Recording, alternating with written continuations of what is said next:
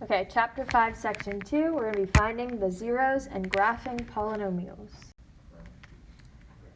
So first thing we do when finding the zeros of a function, the zeros is when y is equal to 0. So we're just changing this y and making it 0. Are they supposed to be considered 1? So for all of these, it's going to be factored for us already. So we're just taking one piece, setting it equal to 0, and then the second piece and setting it equal to 0.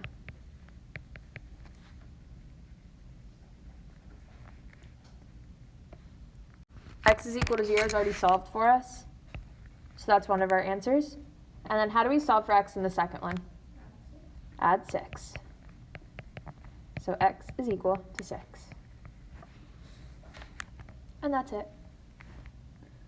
When's our quiz on? Next week. All right, next one. Find the zeros of a function. So this is when y is 0. And we just set each piece equal to 0. So x plus 4 is equal to 0, and x minus 5 is equal to 0. How do we solve for x in the first one? Subtract 4. So what's x equal to? And then what about the second one?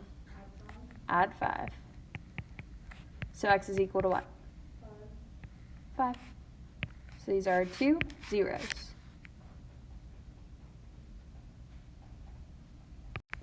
All right, now we have three little parts. Same thing, change the y to be 0, set each piece equal to 0.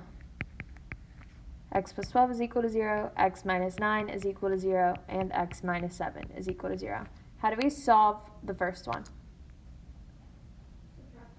Subtract 12.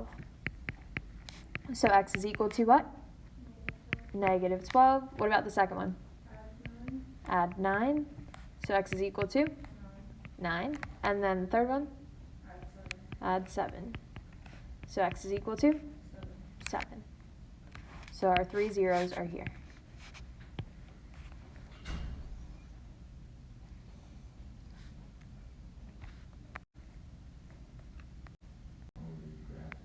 Next, we're going to be graphing our zeros. So since y is equal to 0, this is actually where our graphs cross the x-axis. So again, we're going to do the same thing, set each piece equal to 0. So we have x minus 1 is equal to 0, and x plus 2 is equal to 0. We have to find what our zeros are, and then put them on our graph. So how do we solve for x in the first one? Add 1, so x is equal to what? 1. And then what about the second one? Subtract 2, so x is equal to what? Negative 2. So we're going to put these 2 points on our x-axis. X is equal to 1, and x is equal to negative 2. Next thing we need to do is count how many x's we have in our original equation. How many x's? 2. So this is an x squared graph. Do any of these x's have a negative in front of the x? Like, do we have a negative x in here? No. So they are both positive x's, so we have a positive x squared. Now we're going to do the same thing we did yesterday and determine the end behavior of our graph. So is this x positive or negative? Positive. What does that tell us about our right arrow? We go up. So our right arrow goes up.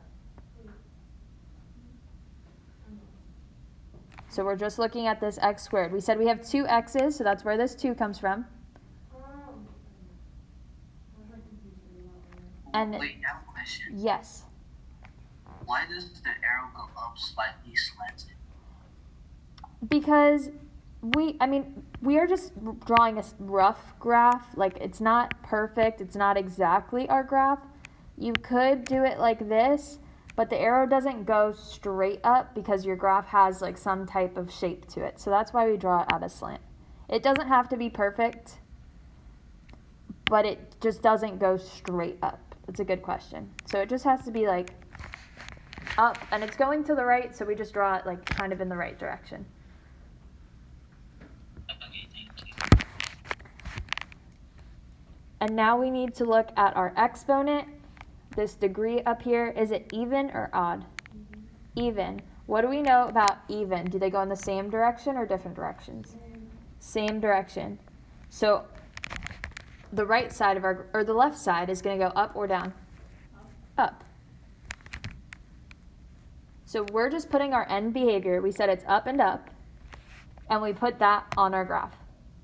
And then we just want to connect the dots. Boom.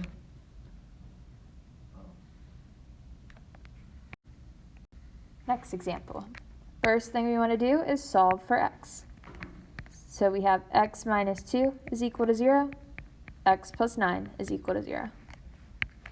How do we solve for x in the first one? Add 2. So x is equal to what? 2. And what about the second one? Subtract 9, so x is equal to negative 9. So we have to put both of those on our graph. We have a point at negative 9 and a point at 2. Remember, they go on your x-axis. Now we need to see how many x's do we have in our equation here? 2. So this is going to be an x squared graph. Do any of them have a negative sign in front of it? No. So we have a positive x squared graph. So since this is positive, what's our right arrow going to do?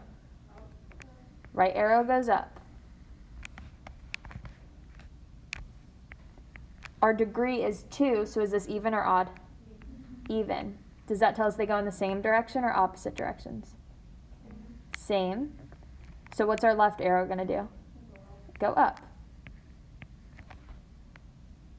And then we just connect the two dots in between.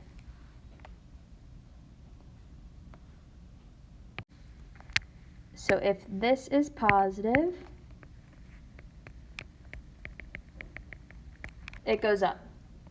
So the right arrow is determined by whether it's positive or negative.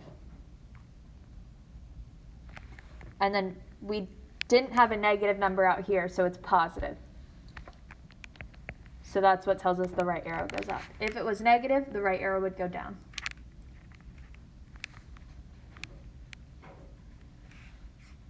All right, we're doing the same thing here. Have to set each piece equal to 0. So we have 3 pieces here. So x is equal to 0, x plus 5 is equal to 0, and x minus 8 is equal to 0. Do not forget about the lonely x out there. You have to set that x equal to 0, because that'll make a difference in your graph. So one of our answers is x is equal to 0. How do we find x in the other equation, the second one? What do we do? Subtract 5. So x is equal to what? Negative 5. What about the third one? Add 8. So x is equal to 8. So now we just take these 3 points, put them on our graph. So x is equal to 0, x is equal to negative 5, and x is equal to 8. Now how many x's do we have in our equation here? 3. So this is an x cubed graph. Do any of our x's have a negative sign in front of it? No. So it's a positive x cubed graph. So if this is positive, what's our right arrow doing? Our right arrow goes up because it's positive. And then our degree is odd. Oh, I answered my own question. If our degree is odd, do we go in the same direction or opposite directions? Opposite. So what's our left arrow going to do? It's going to go down. So notice here how our right arrow goes out of the dot farthest to the right, and our left arrow goes out of the point farthest to the left. Now we connect our dots in the middle, but we have to go through this 0 point here. So we're going to just connect it with the hump here and a hump down here. Like that. So just snake it in between. Any questions on this one? Wait, why do we have to go through 0?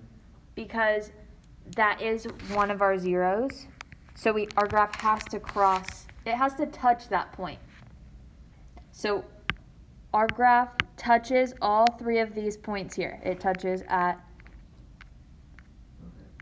x is equal to 0, x is equal to negative 5, and x is equal to 8. So we have to cross at all 3 of these points. All right, last example. What should we do first?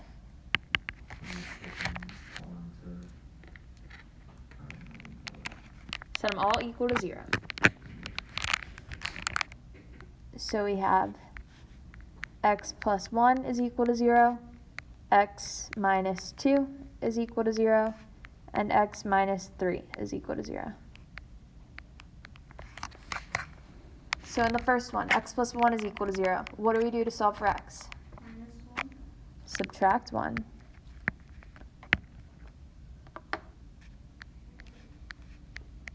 So x is equal to? -1. In the next one, what do we do to solve for x? Add 2. So x is equal to? Positive 2. And what about the third one? Add 3. So x is equal to what? Positive 3. So these are our 3 points. We've got to put them on our x-axis. So we have a point at negative 1, 2, and 3. How many x's do we have in our equation here? 1, 2, 3. So we have an x cubed graph. Do any of our x's have a negative in front? No.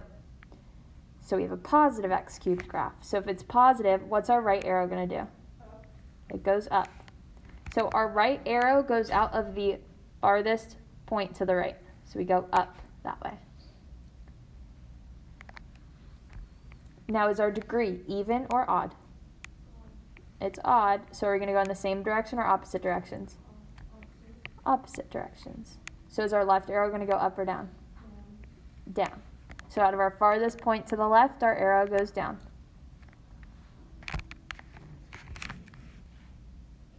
And then we just have to connect our points in the middle. So you want to make sure you just go with the flow. Since this one's going in this way, then this one goes down, and then you have to go back up. So you always have to touch each of these zeros here. You have to touch negative 1, 2, and 3. So just snake it through the points.